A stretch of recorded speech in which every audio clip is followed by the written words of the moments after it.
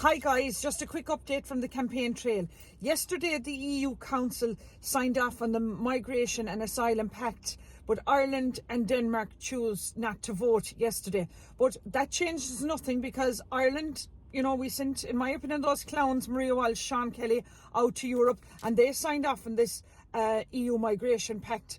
For us Irish people who voted these people in to their roles in the European Parliament, but that's all going to change now in the local elections. People now are not going to vote clowns into Europe anymore. We're going to vote in honest people who will come back to us and not sign off on anything that we, the people of Ireland, have elected them to do.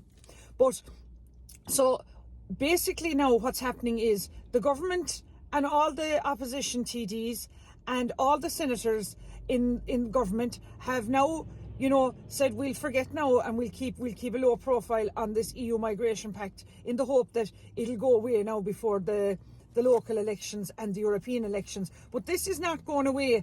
You have Micheál Martin yesterday coming out saying that Ireland is going to help the building of prefab homes in the Ukraine.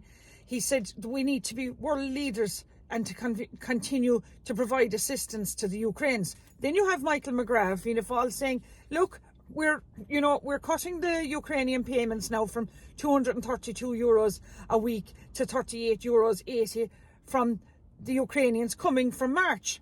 Now, I'm on the doorstep every day canvassing, and Irish people now are very concerned about the level of undocumented migrants we have coming into the country. They're also very concerned about, the standard of living here, the high rising of inflation.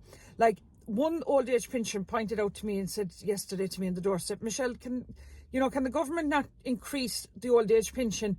Because everything has gone up, she said, but our pension has never gone up in years. So that's something, that needs to be looked at. All people are scrimping and scraping in this country, and here we are, and we're given €232 a week up until yesterday, effectively, to EU migrants coming into this country. I was with a person yesterday, and that lady's child has a heart condition, a murmur in the heart. That child is waiting 5 years to be seen by a heart specialist. This mother in Castleisland has been turfed out of her family home that she's renting now with her son. And, there's Riverside development here in Castleisland, and 3/4 of the estate has gone to, foreigners. And there's local people in Castleisland that are being evicted now by their landlords. And we need to start housing our own Irish people. We need to look after them now first and foremost.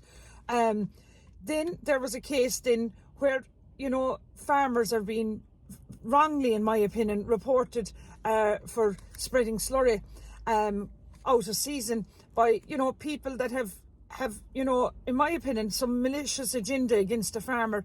And these department officials are coming out then and, accusing the farmer without having any hard evidence of farmers spreading slurry when they shouldn't be. Now, we need to get rid of the cap on farming. There's too much red tape on this. The weather has been so bad for the last 12 months that it's been raining continuously. And, farmers now have come to me and if, one particular farmer was fined thousands of euros for a crime, in my opinion, that he didn't commit. He was accused falsely of spreading slurry on his land on such a date, and it never happened. And, farmers now are coming to me and saying, we want our voice heard now. They're sick of it. They're sick of how hard they're working and the red tape and the bullshit and the nonsense that's going with it. And, we need to stick up now for rural Ireland. And look, there's only 3 weeks left now on the campaign trail, and people need to start voting in strong independents right around the country. Every day that Fianna Fáil, Fine Gael, this Irish cobbled together government of Sinn Féin, Fianna Fáil, the Green Party, the Healy-Rae cartel dynasty, the People Before Profits, the Social Democrats, all these political parties that are in power and in opposition, we need to get them out of power now, because our country is being sold out.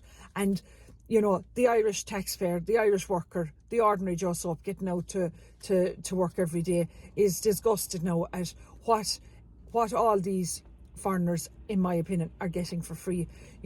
We've done our bit for charity. This whole thing now is an absolute disgrace. We can't sustain this the way it's going in this country. We don't have the beds, we don't have the accommodation. We're our own people aren't getting medical cards. They're being told they're getting a doctor's card for their children instead of a medical card. I mean, that one mother telling me yesterday that she hadn't a medical card for her, very, very sick child with a heart murmur and a heart condition, and she applied for a medical card and she was given a doctor card. Look, it's a joke. Look, if you vote me in, guys, I will promise you that I will bring your legitimate causes to the relevant departments, and I will fight your cause with every ounce of strength in my body. Look, my record over the last number of weeks has assured you all of that. But look, if you give me the opportunity and elect me to Kerry County Council, I will not disappoint you.